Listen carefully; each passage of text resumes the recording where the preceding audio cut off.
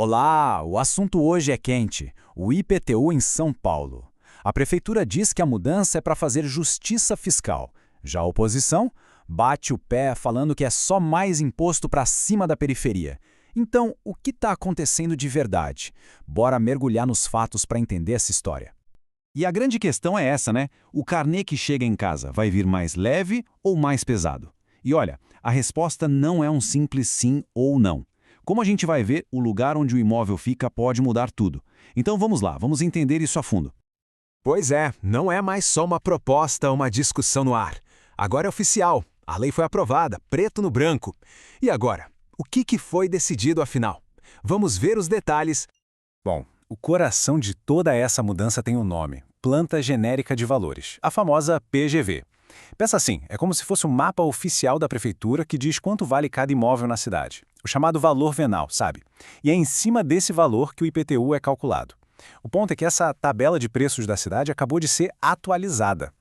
E não foi uma decisão fácil não. Olha só o placar, 30 a favor, 19 contra. Isso mostra que a Câmara ficou bem dividida, né? É o reflexo da polêmica que essa história toda causou na cidade. Ok, lei aprovada, placar apertado, mas e na prática? O que muda de verdade no dia a dia? Vamos agora direto ao ponto, aos fatos da nova lei, sem achismo.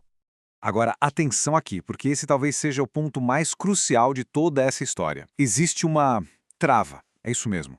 Não importa se o valor do imóvel dobrou ou triplicou na nova avaliação da prefeitura. O aumento que vai aparecer no carnê, ano a ano, tem um limite, um teto. E esse teto é de 10%.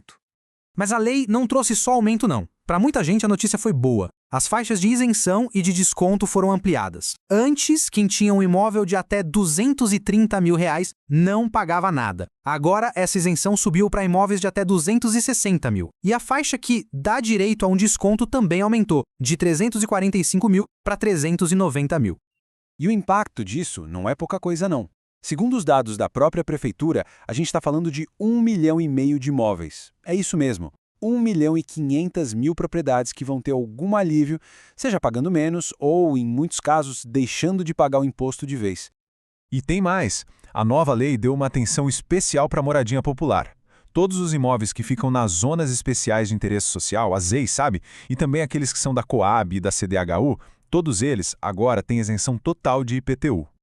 Beleza, agora que a gente já entendeu o quê da mudança, vamos entender o porquê. E aqui o debate esquenta. Vamos ver os dois lados da moeda, começando pela visão da prefeitura. Por que, para eles, essa mudança era tão importante?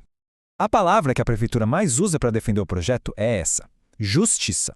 Essa citação aí do comunicado oficial deixou isso bem claro. O argumento é que o sistema antigo estava velho, defasado e acabava criando distorções.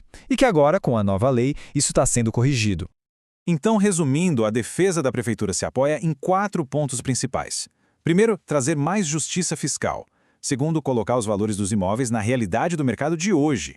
Terceiro, eles dizem que era uma obrigação legal atualizar essa planta de valores. E quarto, ampliar a proteção para quem tem menos renda com mais isenções. Olha, um assunto como esse mexe diretamente com o nosso bolso, com o nosso dia a dia, né? Entender o IPTU é entender a nossa cidade. E se você curte esse tipo de análise, que vai direto ao ponto para explicar o que importa, fica o convite. Se inscreve aqui no canal Opa News BR no YouTube para não perder os próximos conteúdos.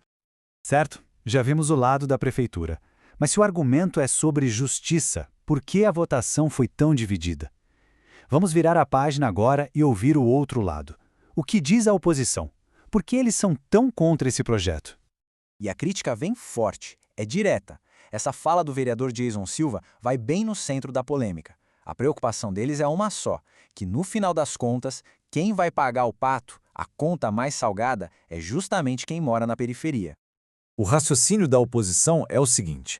Primeiro, eles dizem que os aumentos são desproporcionais, pesando mais para um lado da cidade. Segundo, que aquela trava de 10% é só um jeito de parcelar um aumento gigante a longo prazo.